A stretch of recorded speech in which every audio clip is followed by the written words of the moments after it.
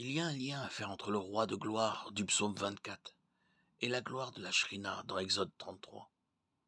Lorsque Dieu donna des instructions à Moïse pour la construction de l'arche de l'Alliance, il dit « J'apparaîtrai dans la nuit au-dessus du propitiatoire ». Lévitique 16.2. Le propitiatoire devait être considéré comme le trône glorieux de Dieu sur terre, de Samuel 6.2.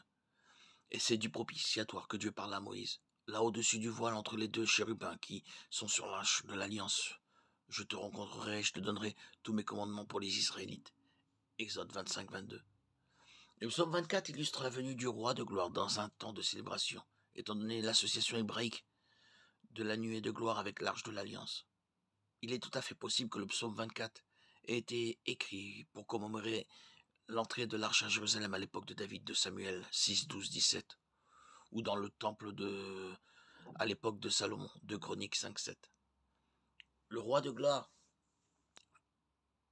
franchit les portes de Jérusalem et celles du temple avec une grande procession, tandis que l'arche de l'Alliance était amenée à sa demeure permanente sur le mont Sion.